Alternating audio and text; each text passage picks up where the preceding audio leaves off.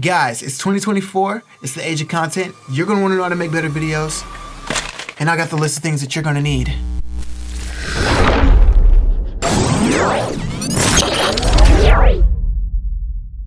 Quick disclaimer, I wanna make sure that you guys know that we're not talking about cameras here. I'm gonna have a separate video all about cameras.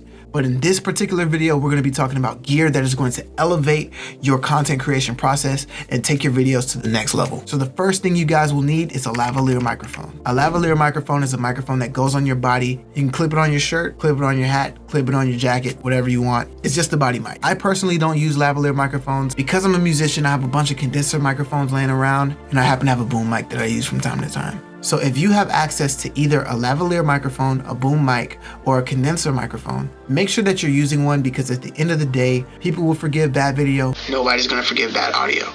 The second thing on this list is a tripod. You're gonna need one regardless of if you're shooting with your phone or with your camera. Tripod is a three-legged pod. A tripod is a stand that you use for your camera to film yourself so that you don't have to have a camera guy. That's basically what it is. I think everybody knows what a tripod is, but there's a bunch of them. There's super heavy duty ones, there's super cheap ones. They're kind of flimsy, but they get the job done. There are gorilla pods. There's a whole bunch of different options, which I will have linked in the description. The third thing that you're gonna need to elevate your content is lenses. You didn't know they made lenses for smartphones?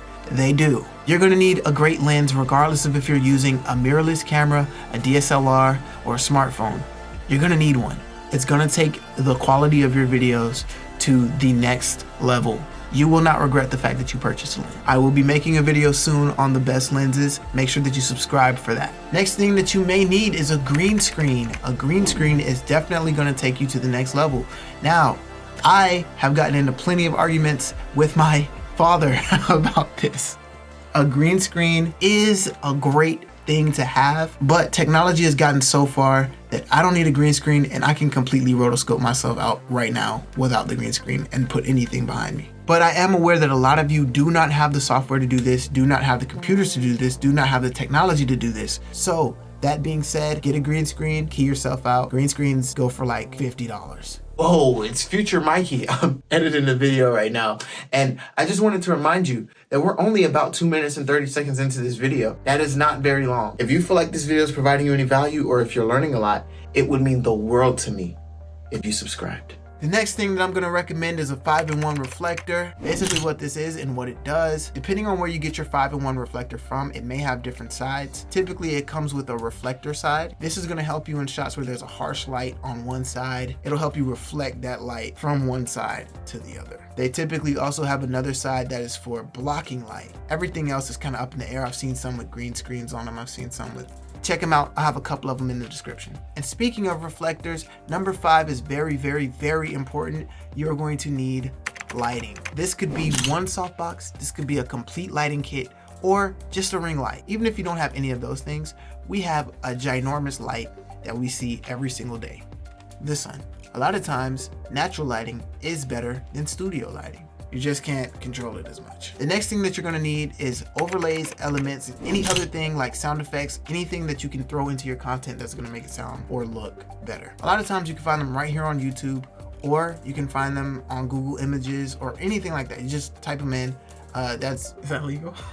Make sure that you're doing it legally. This video is not sponsored, but I have used Envato elements, and you guys might like what you find on there. Check them out. I have a link in the description if you want to check them out. Another thing that you're going to want to get your hands on is an Adobe Subscription. This video is not sponsored by Adobe. It's completely necessary for you to learn how to use After Effects, Premiere Pro, and Photoshop. Those 3 programs typically do not come together as a package. So what I would recommend is that you get the entire Creative Cloud so that you can play around with those things, plus more like Illustrator, Dreamweaver. There's a lot of things in there that you can check out. Once again, this video is not sponsored, but those are the things that I use. Those are the things that I recommend. Those are the things that most of the pros use. So another thing you're gonna need is headphones. Headphones are gonna come in handy for when you are editing your videos, because it's gonna give you another perspective of how things sound. Not everybody's gonna be watching your video out loud through the same speakers that you're using.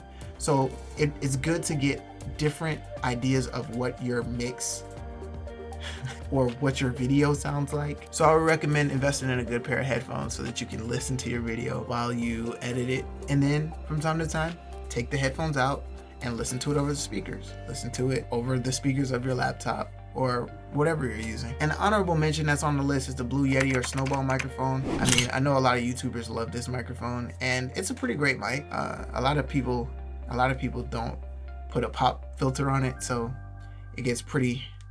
There's a lot of sibilance.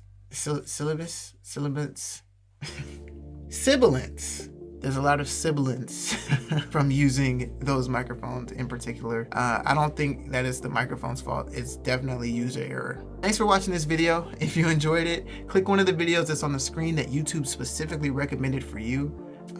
See how well they know you. Hit that subscribe button and the bell icon next to it to make sure that you get notified the next time that I release a new video. I'm Mikey from Mikey Tech Talk. And can you guys come up with something for me? I don't know what to say at the end.